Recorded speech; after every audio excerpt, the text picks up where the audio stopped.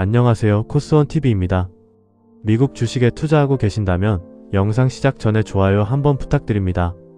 여러분의 작은 클릭 하나가 더 좋은 미국 기업 분석 영상을 만드는데 큰 힘이 됩니다.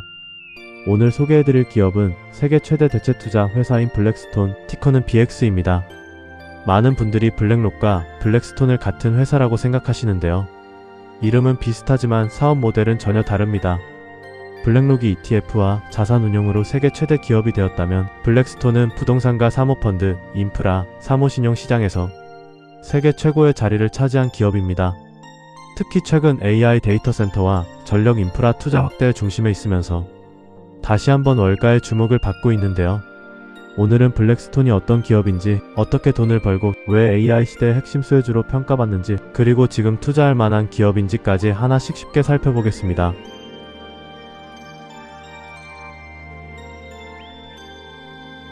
블랙스톤은 1985년 미국 뉴욕에서 설립된 세계 최대의 대체 투자 전문 운용사입니다. 설립 당시만 해도 지금처럼 거대한 금융기업은 아니었습니다. 하지만 약 40년 동안 꾸준히 성장하면서 현재는 전 세계 기관 투자자와 연기금, 쿠프펀드, 보험사, 초고액 자산가들의 자금을 운용하는 글로벌 금융회사로 자리 잡았습니다. 일반적인 자산운용사가 주식이나 채권에 투자하는 것과 달리 블랙스톤은 일반 투자자가 쉽게 접근하기 어려운 자산에 투자하는 것이 가장 큰 특징입니다. 대표적인 투자 분야는 다음과 같습니다. 사모펀드, 부동산, 인프라, 사모신용, 생명과학 및 성장기업 투자, 에너지 및 디지털 인프라, 이처럼 다양한 분야에 투자하면서 안정적인 운용 수수료와 성과 보수를 창출하고 있습니다. 현재 블랙스톤은 운용자산이 1조 달러를 훌쩍 넘는 세계 최대 대체 투자 회사로 성장했습니다. 이는 일부 국가의 국내 총생산 GDP에 맞먹는 규모로 블랙스톤이 글로벌 자본시장에서 얼마나 큰 영향력을 갖고 있는지 보여주는 지표입니다. 블랙스톤은 1985년 스티븐 슈워츠먼과 피터 피터슨이 공동 설립했습니다. 두 창업자는 투자은행과 정부, 금융권에서 오랜 경험을 쌓은 뒤 독립적인 투자회사를 만들겠다는 목표로 회사를 세웠습니다. 회사 이름인 블랙스톤도 흥미로운 유래가 있습니다. 공동 창업자인 피터 피터슨의 성은 그리스어로 돌과 관련이 있고 슈워츠먼의 독일어 성은 검은이라는 의미를 담고 있습니다. 두 사람의 이름 의미를 합쳐 블랙스톤이라는 사명이 탄생한 것입니다. 창업 초기에는 기업 인수합병 자문과 사모펀드 운용을 중심으로 사업을 시작했지만 이후 부동산과 인프라, 크레딧 투자로 영역을 넓히며 지금의 글로벌 투자회사로 성장했습니다. 블랙스톤을 이야기할 때 가장 먼저 등장하는 인물이 바로 공동 창업자이자 CEO인 스티븐 슈워츠먼입니다. 그는 미국 예일대학교에서 학사 학위를 취득한 뒤 하버드 경영대학원을 졸업했습니다. 이후 투자은행 리먼 브라더스에서 경력을 시작했고 1980년대에는 글로벌 투자은행에서 인수합병과 기업 금융 업무를 담당하며 전문성을 쌓았습니다. 1985년 블랙스톤을 공동 창업한 이후 지금까지 회사를 이끌며 세계 최대 대체 투자 회사로 성장시키는데 핵심적인 역할을 했습니다. 슈워츠먼은 단기적인 시장 흐름보다는 장기적인 구조적 변화를 읽는 투자자로 유명합니다.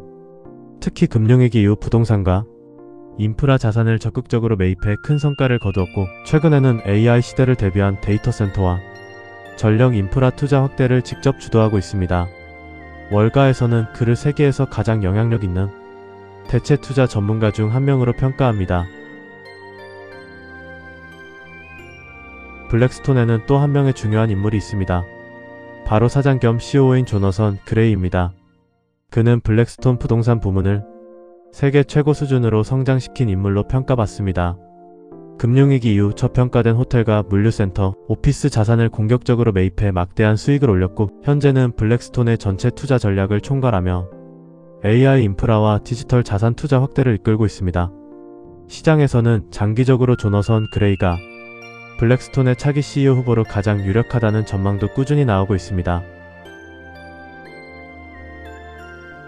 많은 사람들이 블랙록과 블랙스톤을 헷갈려합니다. 하지만 두 회사는 투자 대상 자체가 다릅니다.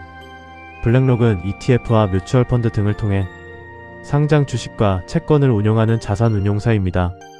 반면 블랙스톤은 피상장 기업, 대형 부동산, 데이터 센터, 물류시설, 발전소, 인프라, 사모신용 등 실물 자산과 대체 투자에 집중합니다.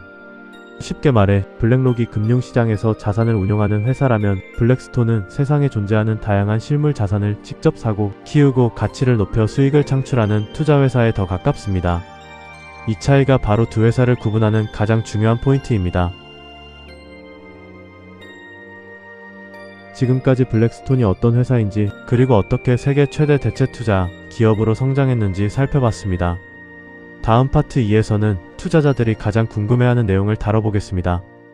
2023년부터 2026년 2분기까지의 최신 실적과 재무 흐름, 운용자산 증가 추이, 배당 정책, 그리고 블랙스톤이 실제로 어떻게 돈을 버는지 구체적인 숫자를 중심으로 차근차근 분석해보겠습니다.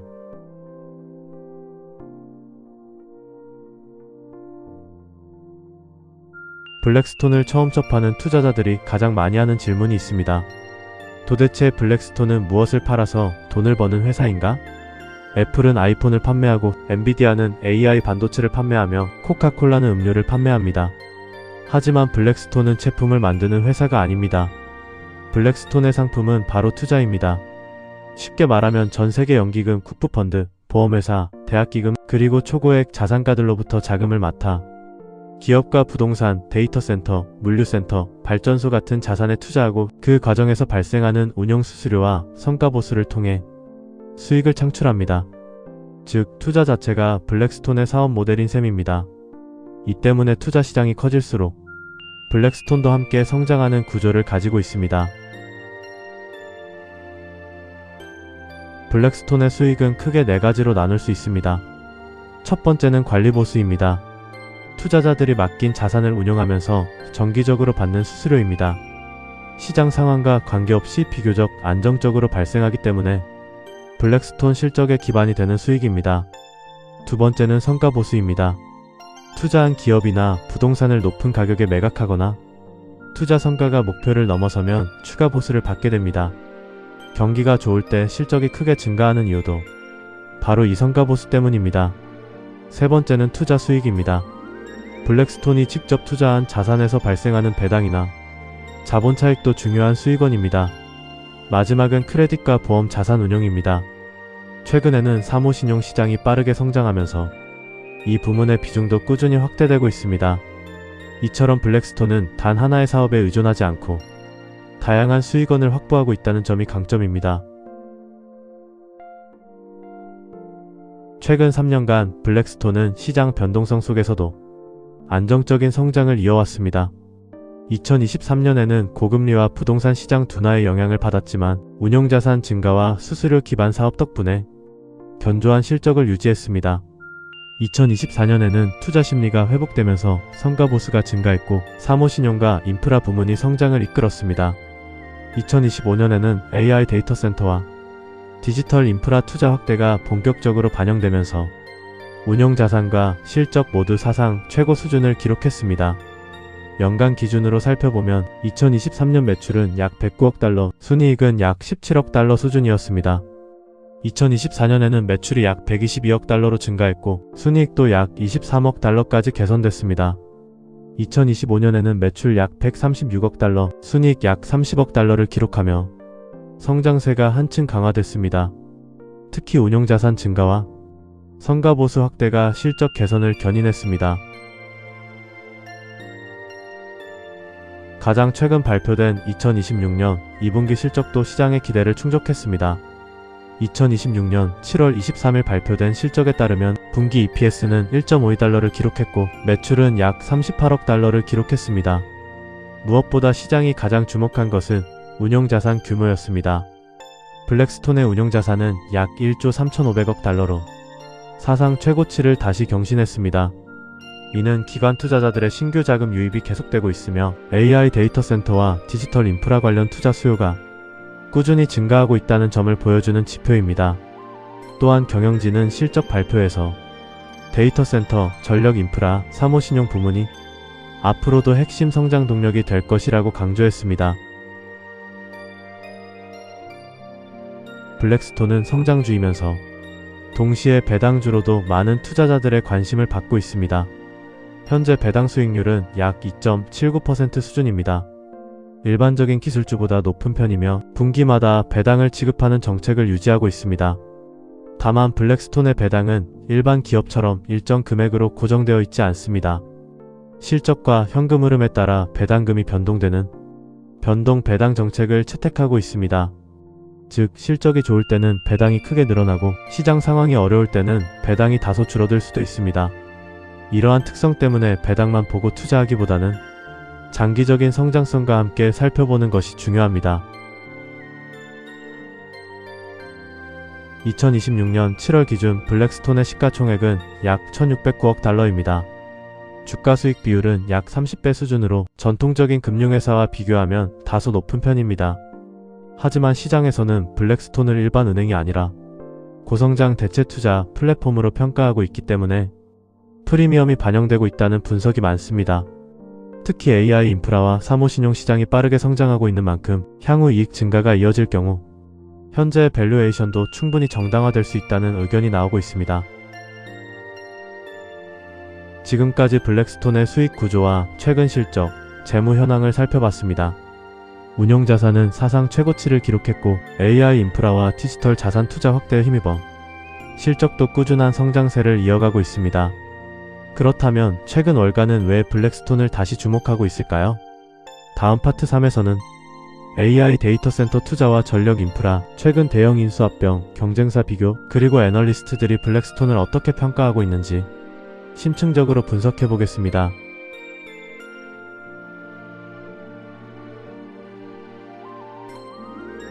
최근 몇 년 동안 미국 증시를 이끌고 있는 가장 큰 키워드는 단연 AI입니다. 많은 투자자들은 AI 하면 가장 먼저 엔비디아를 떠올립니다. 하지만 월가의 시각은 조금 다릅니다. AI는 반도체만으로 완성되지 않습니다. AI가 제대로 작동하려면 수많은 GPU가 설치될 데이터 센터가 필요하고 그 데이터 센터를 운영하기 위한 막대한 전력과 냉각 시스템, 통신망까지 모두 갖춰져야 합니다.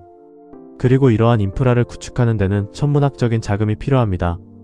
바로 이 부분에서 블랙스톤의 역할이 커지고 있습니다. 블랙스톤은 AI를 직접 개발하는 회사는 아니지만 AI 시대를 움직이는 기반 시설에 투자하는 회사입니다. 다시 말해 AI가 성장할수록 블랙스톤의 투자 기회도 함께 늘어나는 구조인 것입니다. 최근 블랙스톤이 가장 공격적으로 투자하는 분야가 바로 데이터 센터입니다. AI 모델 하나를 학습시키기 위해서는 수만 개의 GPU가 동시에 작동하는 초대형 데이터 센터가 필요합니다. 그리고 이 시장은 앞으로도 빠르게 성장할 것으로 전망됩니다. 블랙스톤은 글로벌 데이터 센터 운영사와 디지털 인프라 자산에 적극 투자하며 AI 인프라 확대의 핵심 자금 공급자로 자리 잡고 있습니다.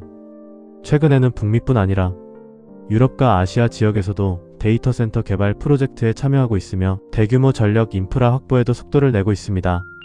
시장에서는 블랙스톤이 단순히 데이터 센터 건물을 보유하는 것이 아니라 AI 생태계 전체를 뒷받침하는 핵심 투자자로 변하고 있다는 평가를 내리고 있습니다. AI 산업이 커질수록 함께 성장하는 산업이 하나 더 있습니다. 바로 전력 산업입니다. AI 데이터 센터는 일반 오피스 건물보다 훨씬 많은 전력을 소비합니다. CPU 서버 수천 대가 24시간 쉬지 않고 작동하기 때문입니다. 최근 미국에서는 전력 부족 문제가 AI 산업의 가장 큰 걸림돌 중 하나로 지적되고 있습니다. 이 때문에 블랙스톤은 발전소와 송전망, 에너지 저장 시설 등 전력 인프라 투자도 확대하고 있습니다. 이는 단순한 부동산 투자가 아니라 앞으로 수십 년간 지속될 AI 시대를 대비한 장기 전략이라고 볼 수 있습니다. 최근 월가에서 가장 빠르게 성장하는 금융시장 중 하나가 사모신용입니다. 예전에는 기업들이 은행에서 대출을 받는 경우가 대부분이었습니다. 하지만 최근에는 블랙스톤 같은 대체투자 회사가 직접 기업에 자금을 빌려주는 사례가 빠르게 늘어나고 있습니다. 이 시장이 커지는 이유는 기업 입장에서 더 빠르고 유연하게 자금을 조달할 수 있기 때문입니다. 블랙스톤은 이미 사모신용 분야에서도 세계 최고 수준의 운용 규모를 보유하고 있으며 고금리 환경에서도 안정적인 이자 수익을 창출하는 새로운 성장축으로 평가받고 있습니다. 최근 블랙스톤이 금융 뉴스에 자주 등장하는 이유는 크게 세 가지입니다. 첫 번째는 AI 인프라 투자 확대입니다. 데이터 센터와 디지털 인프라에 대한 공격적인 투자로 AI 관련 대표 수혜주 가운데 하나로 평가받고 있습니다. 두 번째는 운용자산 증가입니다. 2026년 2분기 기준 운용자산은 약 1조 3,500억 달러를 기록하며 사상 최고치를 다시 경신했습니다. 이는 기관 투자자들의 신규 자금 유입이 계속되고 있다는 의미이기도 합니다. 세 번째는 견조한 실적입니다. 최근 발표한 2026년 2분기 실적에서도 시장 예상치를 충족하며 안정적인 성장세를 이어갔고, 경영진은 앞으로도 데이터 센터와 인프라 투자를 지속 확대하겠다는 계획을 밝혔습니다. 블랙스톤의 경쟁사는 일반 은행이 아닙니다. 같은 대체 투자 시장에서 경쟁하는 글로벌 투자 회사들입니다. 대표적인 경쟁사는 KKR입니다. 기업 인수와 인프라 투자의 강점을 가지고 있으며 최근 AI 관련 자산 투자도 확대하고 있습니다. 두 번째는 아폴로 글로벌 매니지먼트입니다. 사무신용과 보험 자산 운용에서 빠르게 성장하며 블랙스톤의 강력한 경쟁자로 떠오르고 있습니다. 세 번째는 브룩필드입니다. 전력과 재생에너지, 데이터 센터 등 인프라 투자 분야에서 세계적인 경쟁력을 갖춘 기업입니다. 그리고 많은 분들이 비교하는 기업이 바로 블랙록입니다. 하지만 블랙록은 ETF와 공모펀드 중심의 자산 운용사인 반면 블랙스톤은 부동산과 인프라, 사모펀드, 사모신용 등 비상장 자산에 집중한다는 점에서 사업 모델이 확연히 다릅니다. 쉽게 말해 블랙록은 금융자산의 관리자라면 블랙스톤은 실물 자산의 투자자에 가깝습니다. 월가의 평가도 대체로 긍정적입니다. 애널리스트들은 블랙스톤의 가장 큰 강점으로 안정적인 관리보수 증가와 AI 인프라 투자 확대를 꼽고 있습니다. 특히 데이터 센터와 전력 인프라, 사모신용 시장은 앞으로도 장기간 성장할 가능성이 높다는 점에서 블랙스톤의 성장 스토리가 아직 끝나지 않았다는 분석이 많습니다. 다만 주가가 최근 몇 년간 큰 폭으로 상승한 만큼 단기적으로는 밸류에이션 부담과 금리 변화에 따른 변동성은 지속적으로 확인할 필요가 있다는 의견도 함께 제시되고 있습니다. 여기까지 보셨다면 블랙스톤이 단순한 금융회사가 아니라는 점은 충분히 느끼셨을 겁니다. 구독 안 하시면 반칙 아닙니까? 코스원TV에서는 앞으로도 미국을 대표하는 기업들을 숫자만 나열하는 것이 아니라 누구나 이해하기 쉽게 하나씩 분석해드리겠습니다. 지금까지 블랙스톤이 왜 AI 시대 최대 수혜 금융주 가운데 하나로 평가받는지 살펴봤습니다. 그렇다면 지금 주가는 비싼 걸까요? 앞으로도 계속 성장할 수 있을까요? 다음 파트 4에서는 애널리스트 목표 주가와 컨센서스, 단기, 중기, 장기 투자 전망, 그리고 시청자들이 가장 궁금해하는 질문들을 Q&A 형식으로 정리하며 영상을 마무리하겠습니다.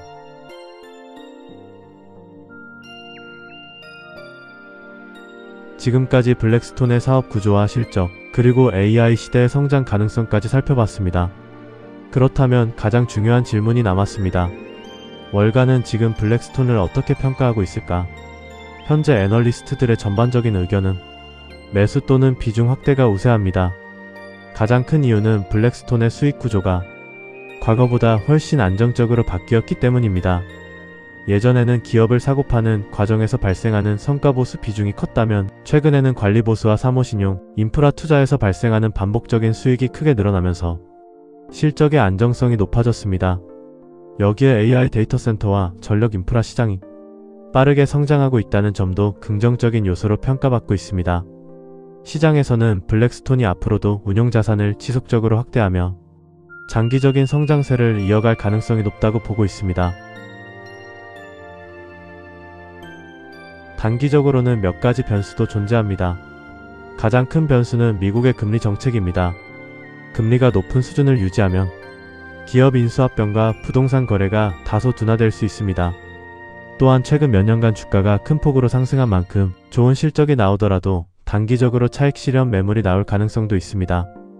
따라서 단기 투자자라면 실적 발표와 금리 정책, 그리고 시장 분위기를 함께 살펴볼 필요가 있습니다. 중기적으로는 비교적 긍정적인 시각이 많습니다. 블랙스톤은 현재 데이터 센터와 디지털 인프라, 전력 설비, 사모신용 등 성장 산업에 적극적으로 투자하고 있습니다. 특히 AI 산업은 앞으로도 막대한 자본 투자가 필요한 분야이기 때문에 이를 뒷받침하는 블랙스톤의 역할은 더욱 커질 가능성이 있습니다. 운용 자산이 계속 증가한다면 관리 보수도 함께 증가하는 구조이기 때문에 실적 역시 꾸준히 성장할 가능성이 높다는 평가가 나옵니다. 장기적으로 블랙스톤의 가장 큰 경쟁력은 규모입니다. 운용 자산이 커질수록 더 큰 투자 기회를 확보할 수 있고 더 좋은 투자 성과는 다시 더 많은 자금을 끌어들이는 선순환 구조를 만들 수 있습니다. 또한 블랙스톤은 단순히 부동산 회사도 아니고 사모펀드 회사도 아닙니다. 부동산과 인프라, 사모신용, 보험자산, 데이터센터, 물류센터까지 다양한 자산군에 투자하는 종합대체투자 플랫폼으로 진화하고 있습니다. 이처럼 사업 포트폴리오가 다양하기 때문에 특정 산업의 침체가 발생하더라도 다른 사업 부문이 이를 보완할 수 있다는 장점이 있습니다. 블랙록과 블랙스톤, 어느 회사가 더 좋나요? 두 회사는 우열을 가리기보다 투자 대상이 다릅니다.